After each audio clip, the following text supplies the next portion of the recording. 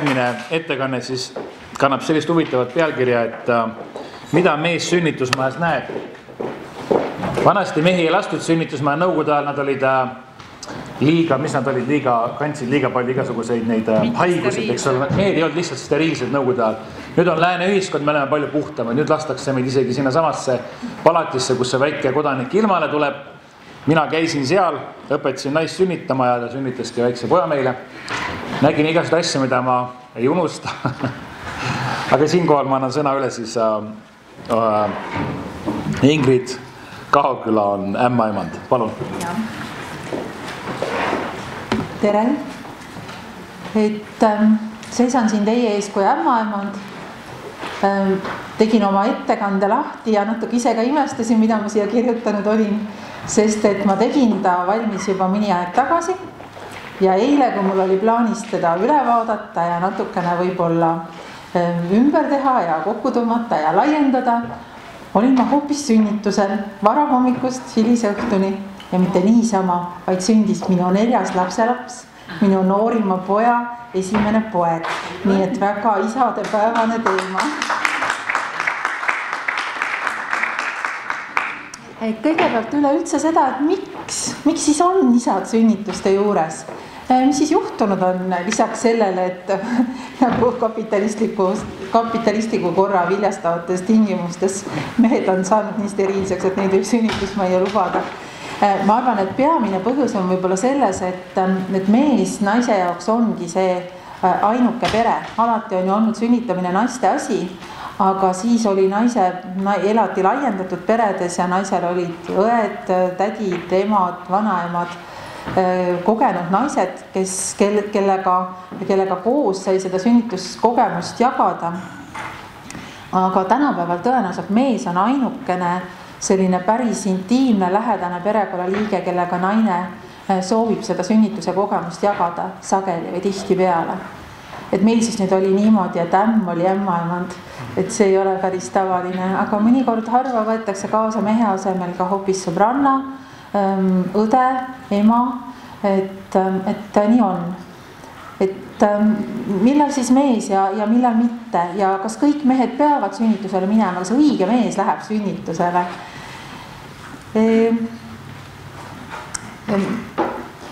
Miks ämmaemandad või miks arstid või miks meie meedikud tahame, et mehed oleksid sünnitusel? Me praegu juba võime öelda, et me tahame.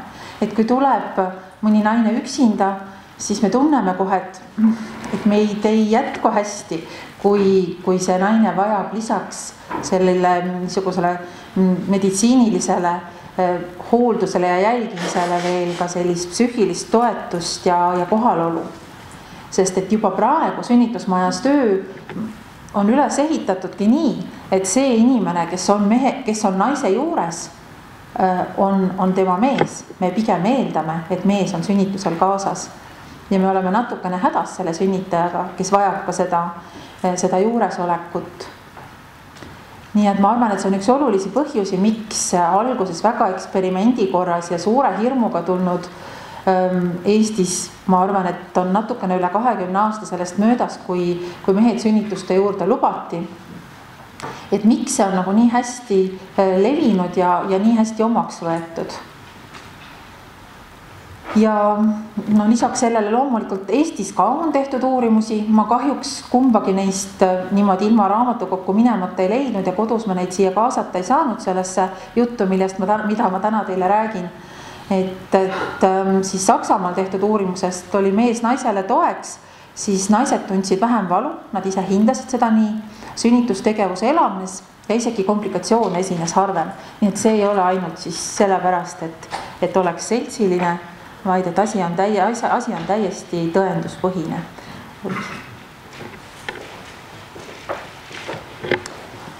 85% sellest sama uurimuse põhjal siis meestest arvasid, et nad on sellepärast sünnitusel kaasas, et see avaldab naisele positiivset mõju. Ka toodi välja seal muude tunnete kaleidoskoobis see, et nad soovisid olla lähedal, et nad soovisid näha uue elu sündi, et nad soovisid, et tekiks tihe suhe lapsega. Ja umbes 5% nendest isadest, kes olid haiglas sünnituse juures, leidsid, et nad eelistaksid pigem edaspidi kodus sünnitamist, siis Saksamaal oli see uurimus, jah. Kuna nad tundsid ennast rohkem või vähem üleliigsena või kuidagi abituna selles haiglakeskkonnas. Mehe tööd siis sünnitusel. Kindlasti kõigepealt selline füüsilise heaolu tagamine, see, et ta on oma naise armastaja ja ta hoolitseb oma naise eest, anda emotsionaalset tuge oma partnerile, aga rakendada ka kõiki neid praktilisi abistamisvõtteid, mida on võimalik perekoolis või raamatutest õppida. Aga meie roll on ka luua positiivne suhe personaliga, olla vahendajaks siis selle sünnitava naise ja meditsiinipersonali vahel, hankida infot, just nimelt suhelda, sest et kui naine sünnitab, siis ta on üsna kehva suhtleja, ta on väga iseendasse pöördunud ja keskendunud ja selle mehe hangitud info tegelikult aitab naisel teha informeeritud otsuseid selle sünnituse piires, aga tegelikult sellega jagatakse ka perekonnas vastutust kõigi nende otsuste üle, mis sünnituse käigus vastu võetakse. Ja selleks, kui me tahame, et see mees seal niisugusel määral osaleks, nagu see sealt paistab, siis kindlasti tuleks isad haarata sellesse juba sünnituse planeerimisse ja neid nende rollis ka igati toetada ja julgustada. Et see on nüüd asja positiivne pool. Aga miks siis mõned isad ei soovi seal sünnituses osaleda? Soome mehed vastasid, et neil on vähe julgust oma tundeid välja näidata, et on raske taluda naise ebaharilikku käitumist sünnituse käigus ja tõesti naised käituvad sünnituse ajal üsna teisiti, kui nad tavaliselt käituvad. Rootsi mehed arvasid, et neid kõige rohkem häirib abitus ja süütunne ja personali käitumisest saadud negatiivsed emotsioonid. Miks siis see personal niimoodi käitub, et mehed negatiivsed emotsioonid saavad? Aga haigla on väga omamoodi või iseäralike reeglitega maailm ja seal on palju selliseid kirjutatud ja ka kirjutamata seadusi, on punased jooned maha tõmmatud, millest üle ei tohi minna ja võib-olla kui mehed puuduvad või uurivad asju sünnitustoas, mida tegelikult patsiendil ei ole ette nähtud puutuda, avavad sahtleid, lähevad üle steriilsete piiride, nii-öelda liiguvad valedest tsoonidest või jäävad personalile jalgu, siis mõnikord võib-olla tõesti käratatakse neile ka üsna tõsiselt peale. Aga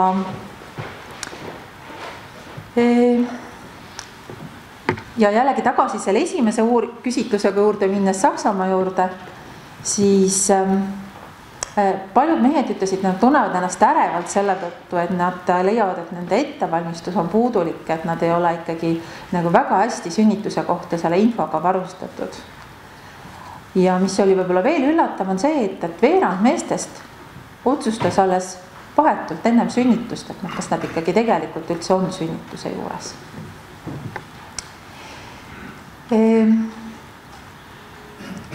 Mees täidab kõiki neid rolle, ootuspäraseid rolle sellisel juhul, kui paarisuhe on korras.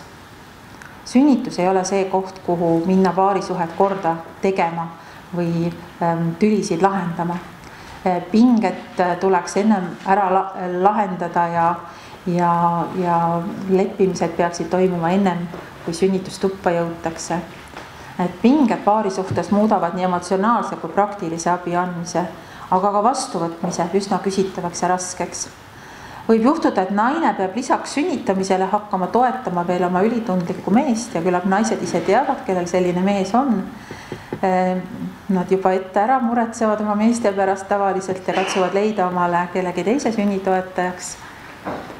Sest et kui mehel on raske tulla iseendaga ja oma tunnetega, siis võib see sünnitajale ja sünnituse kulule hoopis negatiivselt mõjuda, et mitte nii nagu eelpool öeldud. Et valu on väiksem ja sünnitus on ladusam ja komplikatsioone vähem.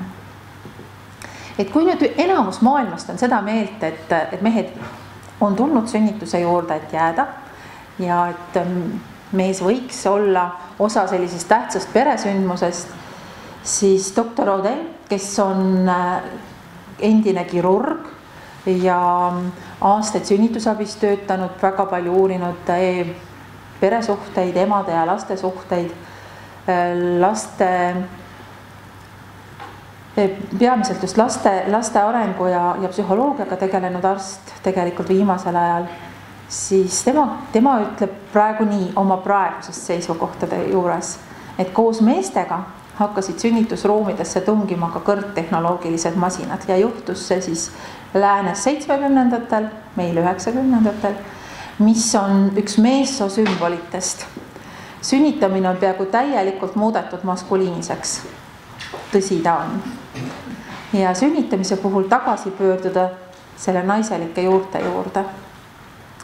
Et eks me mingis mõttes teelahkmel praegu oleme ja ma arvan, et nagu ka paljud eelpool kõnelejad siin on öelnud, et mehes on olemas see naiselikkus ja naises on olemas see mehelikkus ja isalikkus, et tegelikult selline võib-olla isegi rohkem on mehes seda puhast tunnet ja emotsiooni, kui me arvame oma karustele meestele peale vaadates, et siis mees tegelikult võib olla väga hea toetaja sünnituse juures. Meie ämmaemandatki oleme saanud täiesti uue sellise aspekti juurde oma töö tegemises. Meist on saanud sellised seadmete tehnikud lisaks sellele, et me töötame inimestega. Ja et kuidas siis valmistuda sünnituseks? Klassikaline muidugi on see, et minnakse koos perekooli. Aga mitte ainult, et see ei ole kindlasti ainus võimalus, kuigi ma väga soovitan. Täna õhtulgi tulemas mul perekooli loeng. Aga aitavad ka raamatud, filmid ja ma väga soovitan sõpradega rääkida, kellel on juba sellised sünnitusel käimise kogemused olemas, oma isaga rääkida, sest isaks saades ka suhtumine isasse tihtipeale muutub, nii nagu ka naise suhtumine emasse. Kui vennal on juba lapsi, siis rääkida vennaga ja oleks hea, kui oleks võimalik rääkida ka mõne nõustajaga, professionaalse nõustajaga, just nendel meestel, kellel on juba eelnev sünnitusel olemise kogemus olemas. Sest naistel on võimalus käia ja oma kogemust jagada, kui nad oskavad seda tahta, aga mehed tihtipeale vajaksid tegelikult seda sünnituse analüüsi ka pärast sünnituse lõppu vahetult. Ja veel meestele soovitust, et toeta naist sünnituskoha valikul ja aktsepteerid seda, keda naine soovib sünnitusele kaasa. Ja teistpidi vastu ka naine peaks siis aktsepteerima seda, kas mees soovib või ei soovi sünnitusele kaasa tulla. Sünnituse ajal kõige olulisem on olla kohal, hoida käest, olla olemas. Kui ma ütlen, et me meedikutena saame kõike muud teha peale hellitamise ja silitamise ja oksütotsiini üks selliseid mõjusamaid stimulaatoreid on suudlemine. Ja seda ka kohe mitte kuidagi kellelgi teisele sobi teha kui oma armastaval mehel. Ja kui nüüd kõik see, mis on hea, mis on turvatunnet süvendav, mis on selline meeldiv, see kõik tõstab sünnitushormoonide taset, see alandab valutundlikkust ja tõstab keha oma valuvaigistavate hormoonide endorfiinide taset, siis mees on sünnitusel asendamatu. Loomulikult saab mees koos naisega hingata, aidata tal hoida hingamise rütmi, teha massaaži, kui ta oskab ja tunneb valutustamise punkte, siis ka neid vajutada, saab aidata asendi hoidmisel ja vahetamisel, et nii enam-vähem me näeme ette seda, mida üks mees sünnituse juures teeb.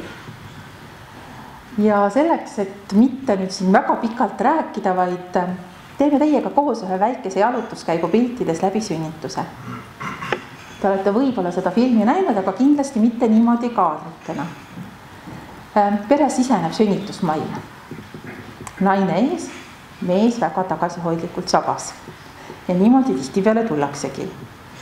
Alguses mehed tunnevad ennast tihtipeale sünnitusmajas ebamugavalt, reeglid on võõrad ja ei leia seda päris oma kohta.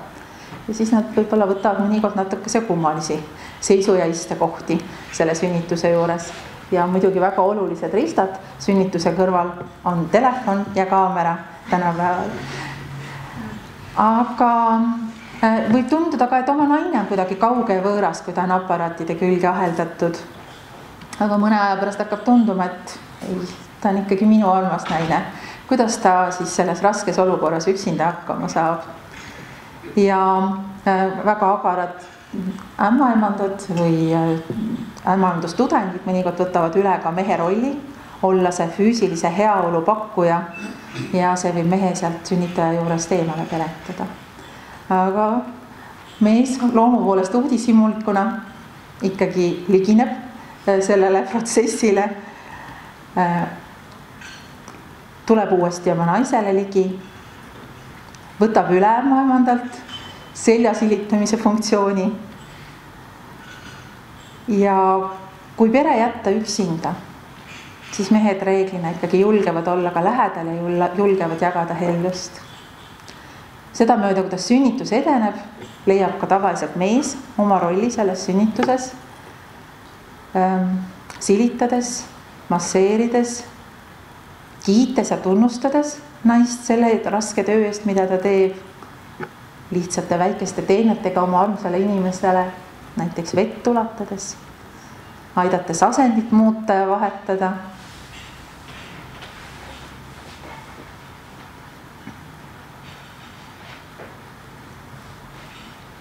Ja loomulikult pärast sünnitust üks olulisemaid rolle tunnustada, olla juures, algusest peale luua suhe sellest ja leida oma koht selles laienenud perekonnas, sest et mõlemat pidi laps vajab isa juuresolekut ja isa vajab lapsega koos olemist, sest et nendes selles pilkude kohtumises võib sündida see esimene armumine ja mis on viga hoolitseda selle inimese eest, kellesse sa armunud oled. See on imelihtne.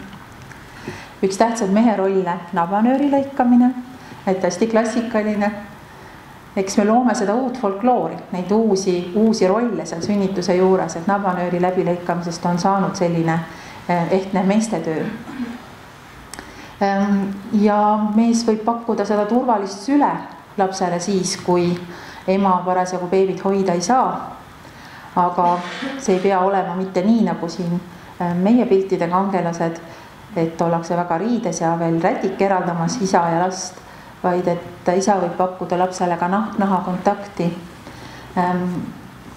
sest et vastu nahka on lapsel kõige soojem, ta säilitab kõige paremini oma veresuhkrutaset ja kehatemperatuuri ja saab hädavajalikud oma perebakterid sealt isa naha pinnalt, mis aitavad ja hoiavad ja kaitsevad teda haiglabakterite eest.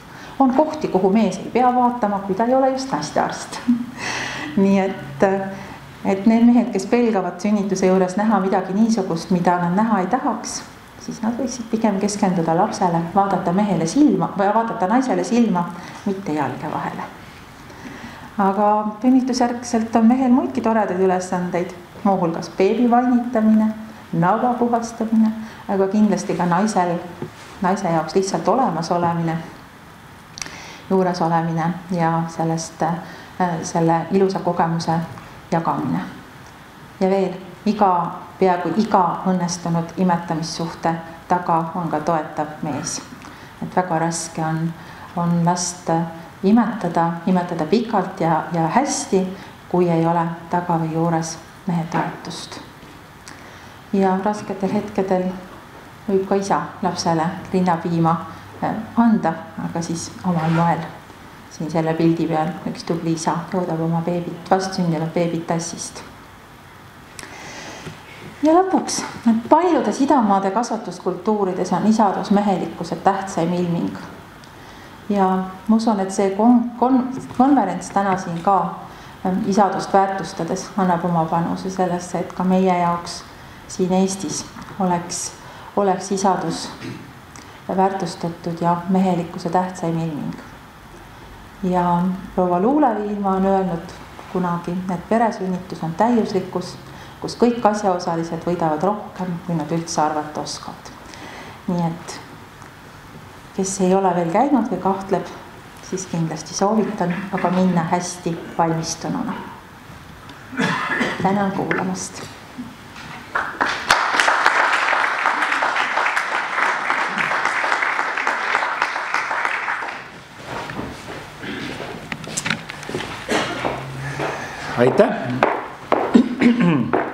Aitäh, Ingrid Kaaküla.